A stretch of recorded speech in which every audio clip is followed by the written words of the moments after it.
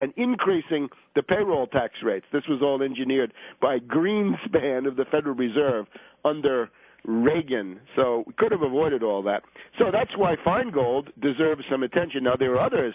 Some people say Jerry Brown out in California, if he becomes governor of California, he might automatically be subjected to a draft in the Democratic Party. Possible.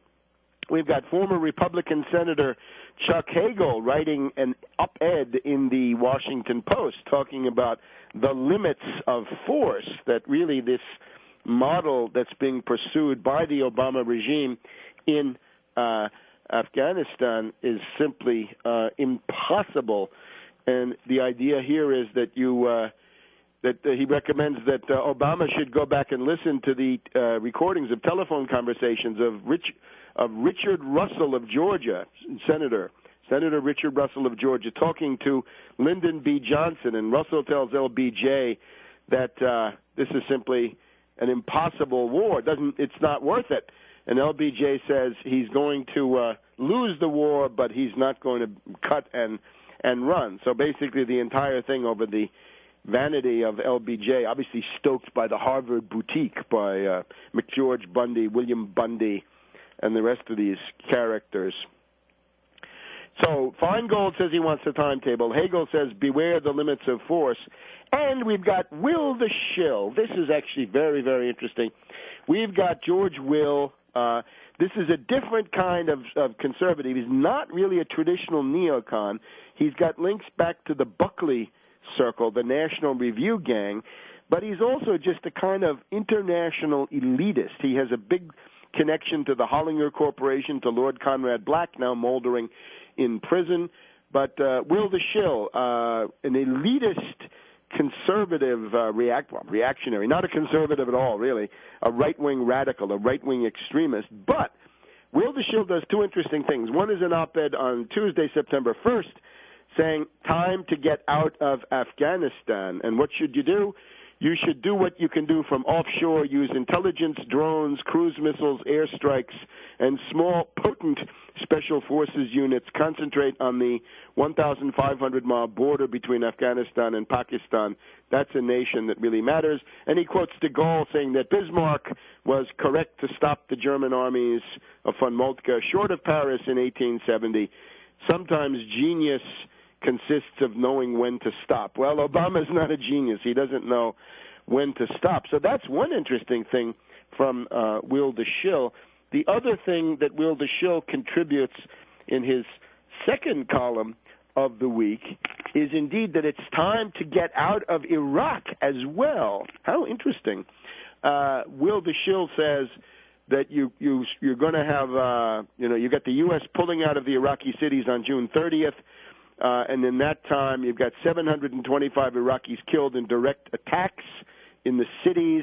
So 50,000 U.S. troops are going to stay there basically indefinitely. And this is simply impossible. So he says, if Maliki, the puppet prime minister, tries to strut and preen himself as the anti-U.S.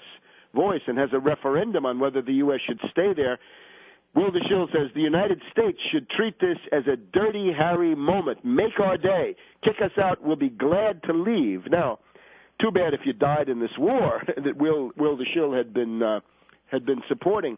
But you get the idea, right? Precipitate withdrawal from Iraq and precipitous withdrawal from Afghanistan. This looks like a strategy to have the two borders of Iran turned into absolute civil war and chaos. Maybe in Iraq it'll be the Shiites fighting the Sunnis, if religion plays the main role, but if Iraqi nationalism plays the same role, maybe you can get Shiites and Sunnis to fight the Kurds.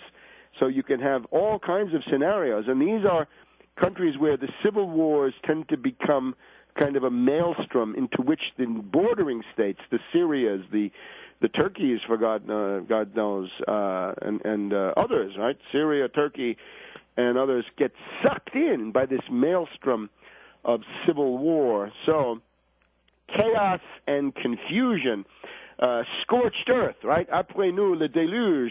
If U.S. imperialism is forced out of the Afghan and Iraq theaters because of economic breakdown and so forth, and because the Europeans will defect and the Canadians too, then what fills the vacuum? It might be Russia, it might be China. Will the Shill says no, in effect. We want civil war and indeed international war to fill the space. So that's what you're getting. Now, Obama is cratering. A lot of people attribute this to the fact that senior citizens, Medicare beneficiaries, are up in arms because Obama is planning to cut $500 billion to $600 billion out of Medicare, and that's not just corporate welfare for pharmaceutical companies under Mad Dog Bush's his prescription drug plan. This cuts right down to the bone, and we got various op-eds commenting on that if you really try to play people for suckers, then they don't like it. Charles Krauthammer, the neocon, getting back on this, saying Obama's lost the trust of the people, goes around saying the system is totally broken and it needs radical reconstruction, but nothing will change for you. Medicare is bankrupting the country, says Obama, but $500 billion in cuts will have no effect on care. When ordinary citizens understand they're being played for fools, they bristle. I think that's the main element in the breakdown of Obama, that older people have now turned against him because they can see that he wants to loot Medicare. The older people want to maintain, defend the heritage of the New Deal and the Great Society. They want to defend Medicare. We'll be back in a minute.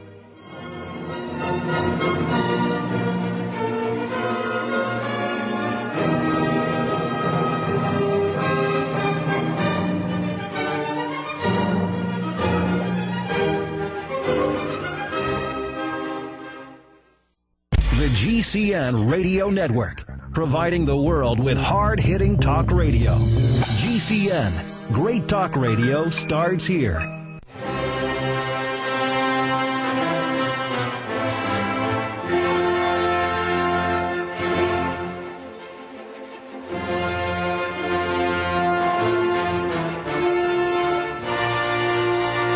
Welcome back to World Crisis Radio. Webster, Tarpley in Washington, D.C., where Obama is cratering. We've got a Zogby poll showing Obama's support falling to 42% at the beginning of September. The Rasmussen poll of likely voters, 46% support for Obama. So if you got 52% in the election, according to Zogby, he's lost 10%, meaning one-fifth of his support, 1 in 10. And if it's Rasmussen, it's a slightly smaller collapse. But you'll see in the middle of this that he has lost support in a number of key groups. The youth are turning against Obama. He's losing support in the Democratic Party base. Above all, senior citizens have turned against him. The fussy independent voters who always turn on you when things get rough, and with good reason in this case, they're also turning against Obama. So this is a very serious political turn. Now, obviously, it's not enough just to fall in the polls. What we need right now is gridlock. Gridlock, gridlock, gridlock.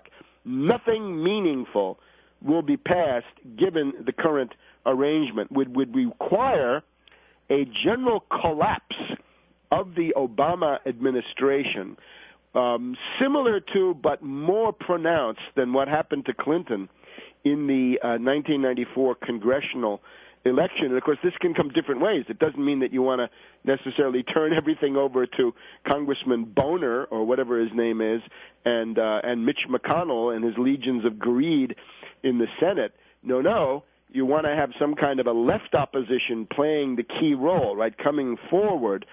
But you're going to have to basically break up the Wall Street control over Obama. Instead of having Bernanke confirmed as the head of the Federal Reserve, he should be rejected.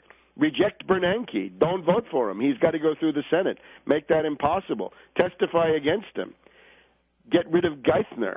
Fire him. Impeach him. Get rid of Summers. He's a failure. He should be out.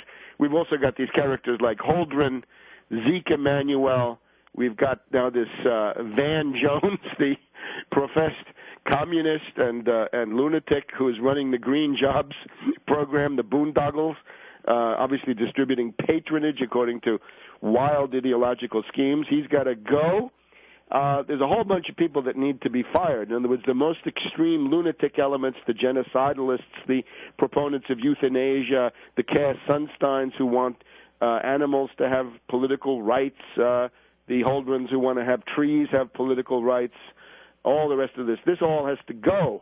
This is a grand guignol of the worst ideological dregs of the post-Carter period of despair and defeat of all the progressive movements. So this, you just got to get rid of these people. They have to be ousted. And at that point, who knows what might be possible. But you got to go a long way to get to that. So gridlock. I can't see how anything could be done under these conditions. Remember that